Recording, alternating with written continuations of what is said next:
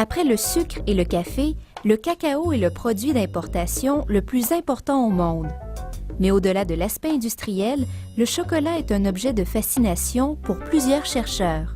C'est le cas de Mario Cappadocia, professeur à l'Institut de recherche en biologie végétale de l'Université de Montréal. Un cacaoyer est environ haut de 5-7 mètres. Il produit quelques 100 000 fleurs. 100 000, hein, c'est énorme. Et pourtant, il va produire seulement une cinquantaine de cabosses, grandes comme ça, qui contiennent les graines, à partir desquelles, évidemment, on pourra faire, à la suite de plusieurs processus, on pourra faire extraire les chocolats. Hein. L'histoire du chocolat est passionnante. Tout a commencé en Amérique latine. Les Aztèques croyaient alors que le cacao était une boisson des dieux. C'est pourquoi ils en ont offert à Cortés et à ses conquistadors lors de leur arrivée fracassante au début du 16e siècle.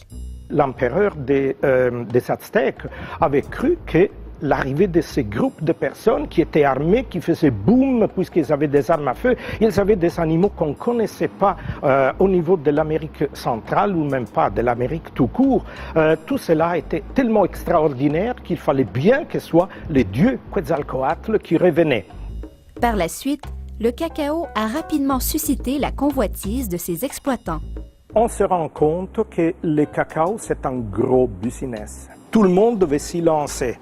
Donc, on ne fait qu'enlever la terre aux paysans, disons, d'Amérique latine, et on les a tellement épuisés, exploités, tués, qu'il va falloir importer de la main-d'œuvre. Et on ne trouve pas mieux à faire qu'importer des Noirs de la côte occidentale d'Afrique.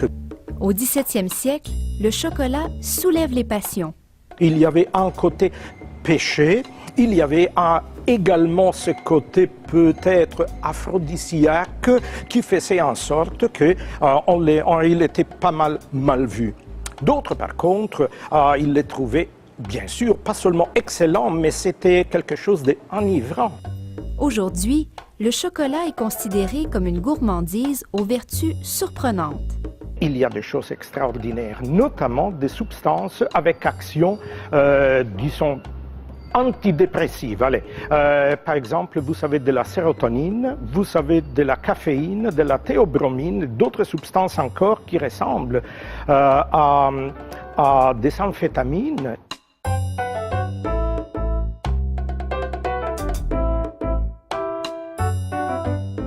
Vous savez que le chocolat théobrome cacao, c'est la théobrome, la nourriture des dieux. Nous sommes des dieux avec ce chocolat.